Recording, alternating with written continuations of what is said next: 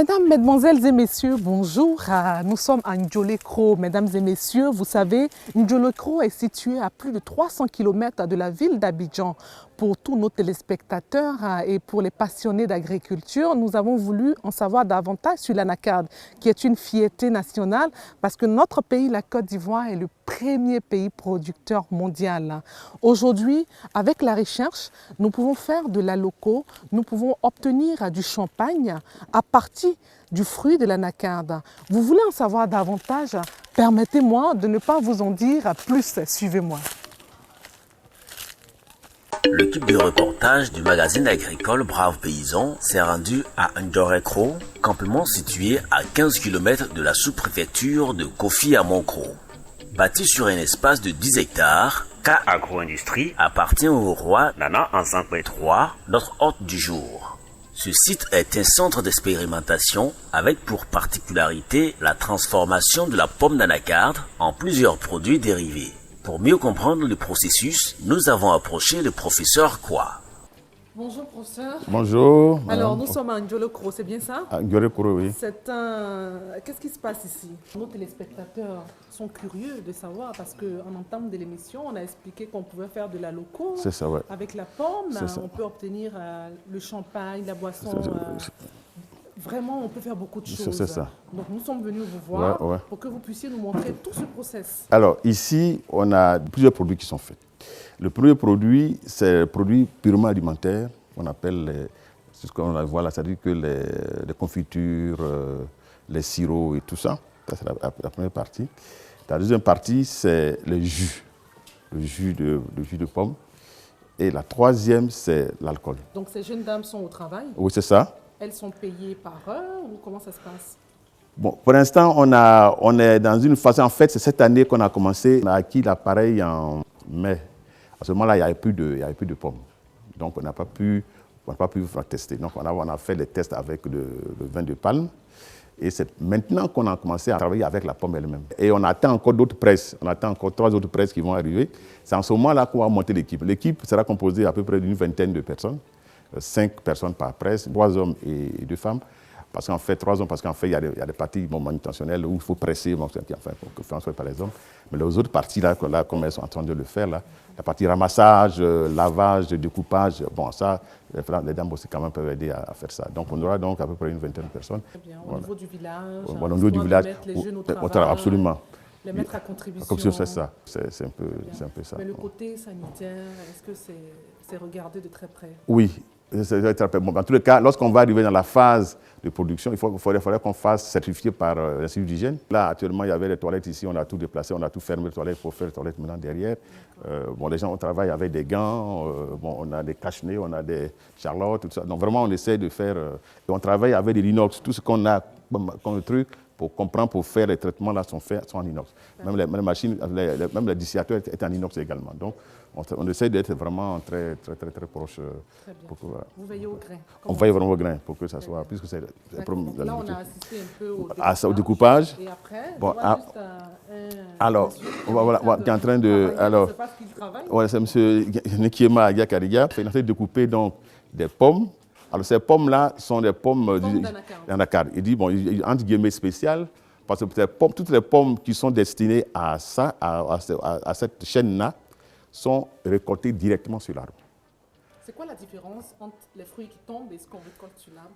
Bon, les fruits qui tombent, quand ça tombe, effectivement, bon, souvent l'arbre est assez haut, souvent ça éclate. Ou alors si ça tombe, qu'on ne ramasse pas le même jour, comme c'est un fruit qui est très sucré et très nourrissant, toutes les bactéries, toutes les bêtes, tous les animaux, tout ça vient manger. Donc ça fait que finalement, bon, ça peut être contaminé. Donc ça, pour ce qui est vraiment de la consommation naturelle, là, on récolte des pommes directement sur l'arbre. Donc c'est ces fruits-là qu'on prend pour faire la partie, tout ces confitures, sirop et tout ça. Concrètement, après le découpage, qu'est-ce qu'il fait? Bon, après le découpage, si c'est pour faire du sirop, là, on extrait le jus. Si c'est pour faire la purée, on mixe. On a un mixeur là qui permet donc de mixer. Et puis si c'est pour faire la confiture, en ce moment-là, on coupe en dés, puis ensuite on prépare, quoi. C'est-à-dire qu'on ramollit un peu la pomme en faisant bouillir pendant un certain temps. Une fois que ceci est fait, on ajoute du sucre. Maintenant, il faut chauffer. Il faut donc concentrer parce qu'il y a un taux de sucre pour les confitures, les sirops, tout ça. Il y a un taux de sucre qui est disons, je ne dirais pas universel, mais qui est accepté partout, qui est de 65% de degré brie. Le degré brie, en fait, qualifie en fait, le taux de sucre dans le jus. Donc, il faut arriver jusqu'à 65. Or, là, nous, on a 17 degrés. Donc, il faut concentrer jusqu'à arriver à 65. On acidifie un peu avec du jus de citron. Et puis ensuite, on met très peu de pectine parce que pour rendre ça beaucoup plus... Voilà. Une fois qu'on a fait ça, on met dans les pots. Et puis, on renverse parce qu'en fait, on lave à l'eau et tout ça, mais il peut toujours avoir des germes. Donc, comme là, il a 104 degrés, quand au moment où on finit, il a 104 degrés 5, donc c'est très chaud. Une fois qu'on a rempli le pot, on renverse pour que le jus aseptise en fait tout ce qui est couvercle et tout ça, pour être sûr que vraiment on a un jus hygiéniquement parfait. Voilà. Une fois qu'on a fait ça, donc on laisse refroidir et puis ensuite on remonte. Voilà. Donc après cette étape-là, voilà, c'est au feu. Une fois qu'on a découpé et qu'on a fait ça, voilà, c'est ce qu'on est en train de faire. Là, on est en train de faire de la confiture sans ajout de sucre. Ça, c'est la confiture avec ajout de sucre. Voilà. Ça, c'est la confiture avec ajout de sucre. On a fait des étiquettes, mais on n'a pas encore... On ne rajoute pas de l'eau. Hein. Non, là, bon, on veut essayer pour voir. Parce qu'en fait, comme souvent, il y a des gens qui sont... Là, c'est du bio. C'est-à-dire avant, là, c'est vraiment du bio. On n'a pas mis de sucre, donc c'est vraiment du... C'est-à-dire que c'est très sucré. Hein. Il faut poser le feu, on dirait. Oui, mais vous pouvez goûter, vous pouvez peut-être... vous pouvez goûter pour voir. Ouais, que c'est très sucré. Hein. Oui, c'est sucré. Oh, on n'a pas mis de sucre. Naturellement, oui. Et on n'a pas mis de sucre. Hein. On n'a pas mis de sucre encore pour l'instant. Voilà. Donc, c'est tellement sucré, c'est très sucré. Voilà. Donc, on est en train de faire ça. Bon, on essaie de voir si ça va prendre. Si ça prend, bon, c'est la première fois qu'on le fait. Donc, on va voir si ça prend. Si ça prend, c'est vrai. Donc, on pourra donc faire maintenant de la confiture de pommes d'anacarde sans sucre. Également, comme la pomme est sucrée, mais elle est très juteuse. Donc, on découpe la pomme, on pèle, on découpe la pomme et on presse un peu pour faire passer un peu de jus. Une fois qu'on a pressé, qu'on a fait passer un peu de jus, le reste là, on fait frire. Et quand on frit là, si on ne vous dit pas, c'est pas de la banane à loco, on va dire que c'est de la banane. Il n'y a pas de grande différence? Non. Ou alors, on peut carrément mixer, ajouter de la farine de maïs, mettre des ingrédients, piment, un petit sel et tout ça, et faire du claclo. C'est-à-dire faire, ce qu'on appelle du claclo, on peut faire du claclo. Ouais. La banane par la pomme, par la pomme d'anacarde. Les gens, c'est plutôt l'amande d'anacarde. Exactement, c'est ce qui est connu de voilà, tous. que tout le monde, c'est l'amande. Nous avons voulu effectuer des déplacements absolument, pour en savoir davantage, c'est ça. Pour montrer aux Ivoiriens, au monde entier, que la Côte d'Ivoire est capable d'obtenir de la loco à base de pommes d'anacarde. Voilà. On va presser ça là pour avoir le jus. D'accord. On peut aller là-bas. Voilà, on peut, voilà. Donc là, on arrive donc à la presse. Donc on prend d'abord un sac, parce que le sac, non seulement, parce qu'on ne peut pas le mettre directement dans le panier de la presse, sinon ça va se disperser un peu, et puis ça peut boucher même le trou. Voilà. Donc on met dans un sac qui sert en même temps de filtre, en fait, pour ne pas que les débris solides là arrivent dans le jus. Donc on fait ceci, et là on est en train de charger. Une fois qu'on a chargé, donc on presse. Voilà. Encore un coup. Une certaine quantité. On va prendre une certaine quantité, voilà, on va prendre. Voilà. C'est bon. Voilà. Mais comment on fait pour savoir que vous êtes arrivé à la quantité qu'il faut? Bon. Il faut que ça remplisse le sac. Non, on n'emplit pas. On n'emplit pas. Mais il faut, parce qu'en fait, il y a un volume mort en bas. Parce que la presse ne va pas jusqu'au fond. Hein. Il y a un volume mort. Donc on met suffisamment, sinon si on ne met pas suffisamment, mais pas plein. Voilà, ça, là c'est bon comme ça, je crois que c'est bon. C'est comme on fait pour le manioc. C'est exactement ça.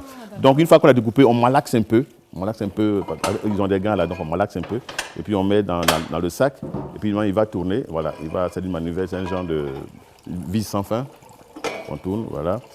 Et voilà, une fois qu'on a ça, il va donc que ça commence à couler déjà. Voilà. Donc, après, ça va devenir un peu plus dur. C'est à ce moment-là que, bon, je dire tout à l'heure qu'il faut que ça soit, cette partie-là soit faite par les hommes, parce que bon, les femmes, c'est un peu plus, bon.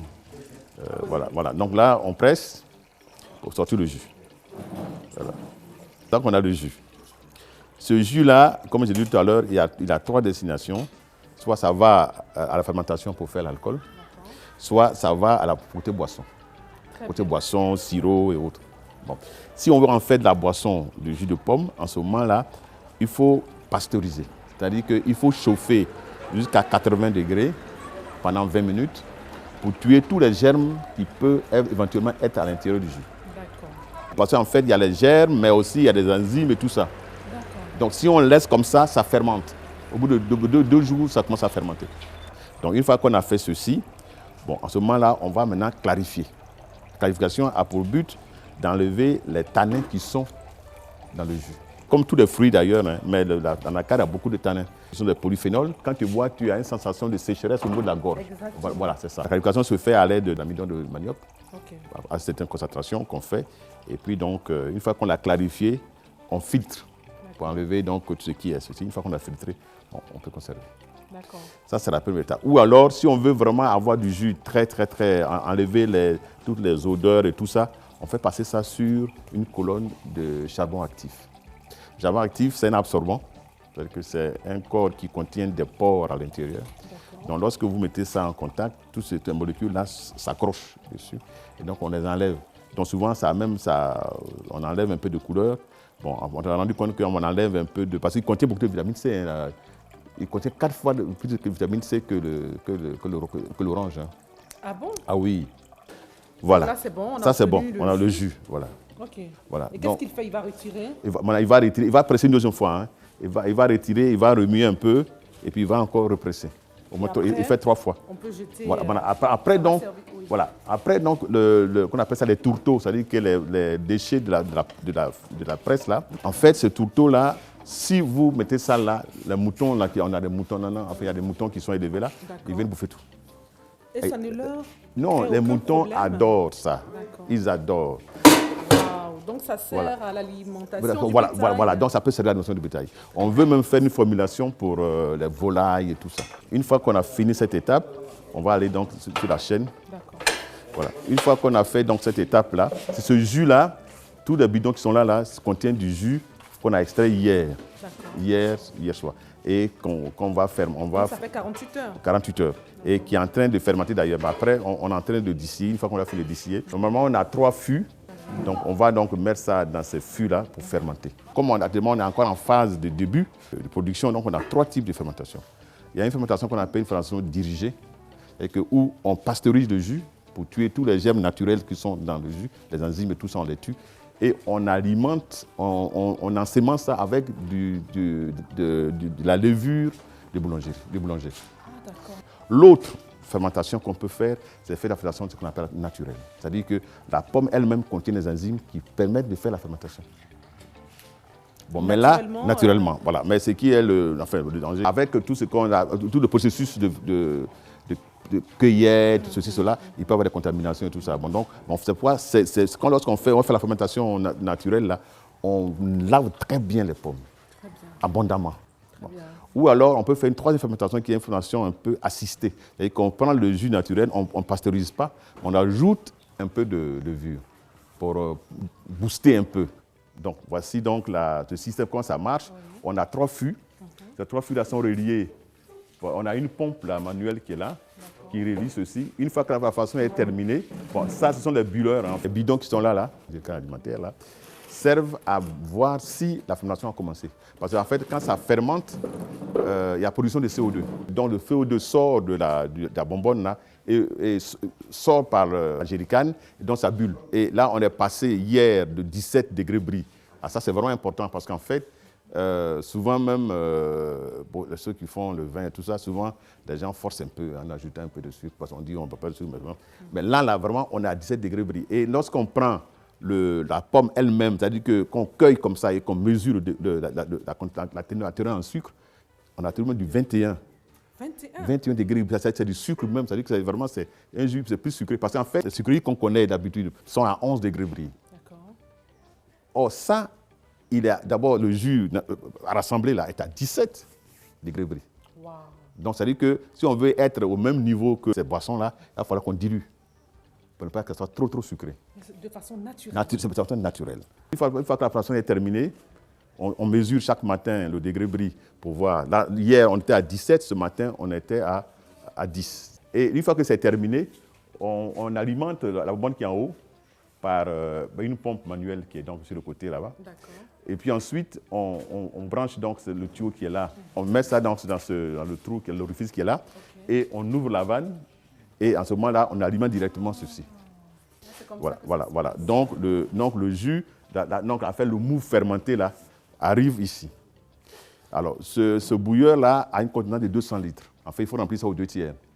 Donc, on est autour de 140 quelques litres. Alors, quand on met les 140 litres, bien sûr, on met le feu. Bien sûr, on a une cheminée donc, qui évacue la fumée. Sinon que là, on n'a pas de fumée. Là. Alors qu'en fait, donc, tout se passe par la cheminée, ça sort. Et on chauffe. Alors, la température ici, je ne sais pas si vous pouvez venir voir. Là, la température est stabilisée à 102 degrés. Et la pression est de 300 millibars, c'est ça? 300 millibars. Et la pression normale, en fait, quand on est en phase au beau milieu de la production, on est entre 400 et 500 millibars. Quand c'est dans cette période-là, donc on a. Là, ça dit qu'en fait, la teneur en alcool commence à baisser. Donc la pression aussi commence à également baisser. Voilà. Une fois qu'on a ceci, on a 3 vannes, on a 3 clapets ici, qui permettent d'éliminer. C'est-à-dire que lorsque cette première colonne est chaude, c'est que les premières vapeurs commencent à passer. Donc, on évacue cette première vapeur-là à l'aide de cette première vanne-là pour chasser en fait le méthanol. Parce que ce qui est dangereux dans l'alcool et qui conduit souvent à avoir de l'alcool ferlaté, c'est que souvent, comme ceux qui font artisanalement le koutoukou, comme on dit là, n'ont pas tout ce matériel-là. Donc, ça fait que souvent, il peut avoir peut-être, on ne sait jamais, je ne dis pas si j'accuse personne, mais il peut avoir, entre guillemets, peut-être un peu de méthanol. Voilà, il y a des risques. Voilà, des risques. Donc, nous, on évacue donc le méthanol avec cet eau-là. Une fois que ceci est chaud, on évacue également. Et que donc, vraiment, lorsqu'on arrive là, lorsque cette partie-là devient chaude, c'est qu'en fait, tout le méthanol a été donc évacué. Et dans ce moment-là, le liquide, enfin la vapeur, suit dans ce chemin-là et vient donc dans le condenseur ici. Ça, c'est un condenseur. C'est-à-dire qu'en fait, la vapeur arrive là, sur une vapeur, et on le refroidit. Ici, à l'intérieur, il y a un serpentin, et qu'il y a un tuyau en inox qui est à l'intérieur et qui est refroidi par de l'eau. Et donc, cette eau-là transforme la vapeur donc, en condense, comme on dit techniquement, ça condense, et on recueille donc le jus. L'alcool ici. Directement dans ça. Oui, on a l'alcool qui est dans l'eau. Donc ça, c'est prêt à être consommé. Consommé, ça c'est prêt. Donc, maintenant, ça, quand c'est chaud, on voit que c'est chaud, on ouvre la vanne qui est là pour remplacer, pour évacuer un peu remplacer ça. Et cette eau-là, on le recueille là pour que le condenseur soit toujours froid. Une fois que ceci est fait, on a un alcomètre qui permet de mesurer donc, le taux d'alcool dans ce qu'on prélève. Et on a un densimètre également qui permet également de mesurer donc, le taux d'alcool. Donc, avec les deux appareils-là, on arrive donc à savoir quel est le taux d'alcool qu'on a. Les premiers extraits qu'on a, c'est aujourd'hui, ce matin-là, on a eu de l'alcool à 49 degrés. 49. Oui, on a eu donc 49. Mais nous, on veut produire en fait quelque chose qui ressemble un peu entre guillemets au gin. Donc, on veut venir à 40. Donc, à ce moment-là, on fait des mélanges. Ce qu'on va recueillir après, ça va commencer par baisser un peu. De 49, on va peut-être à 47, à 46. 40. Donc, on mélange tout ça pour qu'à la fin, on puisse avoir. Là, on a eu 11 litres tout à l'heure à 40. Maintenant, le reste, là, on va maintenant le prélever. Et ensuite, on va faire ce qu'on appelle une bidistillation. On va faire une deuxième distillation pour remonter un peu le taux d'alcool. Génial. Voilà. Génial. Donc là, on a fini tout le processus. Processus, voilà, ça c'est le processus. D'alcool, oui, l'alcool. Très bien.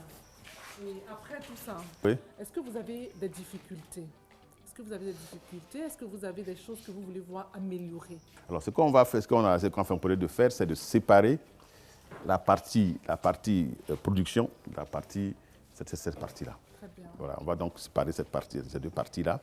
Et en ce moment-là, on aura un petit laboratoire là, ce côté-là, où on va donc, tout ce qu'on est en train de faire là. Au moment, lui, il fait la production, quelqu'un doit venir prendre ça, aller au labo, mesurer le taux d'alcool et tout ça, faire les mélanges et tout ici, mais pas là. Mais là, pour l'instant, on fait ça, tout ça sur place ici. Et puis, on aura un bureau là, de ce côté-là, pour justement... ça doit coûter cher de faire tout ça. Vous avez déjà un financement ou vous Non, pour l'instant, tout ceci est financé sur fonds propres. On projette avoir, avec le champ qu'on a, projette avoir au moins 28 mètres cubes, 28,8 mètres cubes, disons 30 mètres cubes d'alcool. Environ 30 000 litres d'alcool. Si on a 30 000 litres d'alcool, c'est à ce moment-là qu'on va, comme lui-même est un financier, donc on va s'asseoir et puis on va voir un peu. Voilà. Est-ce qu'on va vers l'alcool médicinal? Est-ce qu'on va aller vers l'alcool de consommation? Est-ce qu'on va aller vers les liqueurs? Bon, maintenant, ce que j'ai omis de dire également, et bon, parce que là, on a commencé, on a fait un test, on a une bouteille qui est en gestation encore là-bas, c'est pour faire le vin. Parce qu'une fois qu'on a du sucré, on peut faire du vin. Donc, nous sommes à la fin de notre interview, donc le mot de fin vous revient. S'il y a quelque chose que vous avez oublié de dire. C'est une très bonne expérience qu'on est en train de vivre. On projette donc de faire un institut. Donc on va accueillir ici nos étudiants, vont venir se former et tout ça. Et donc tout ça, c'est encore un projet. Mais vraiment, c'est ça. Et vraiment, moi, je suis content que ceci, parce que là, au moins, on est dans la pratique, on n'est plus sur le tableau noir en train de faire la grande théorie. Là, on est dans la pratique, on est en train de faire quelque chose de concret. Et ça, les gens viennent.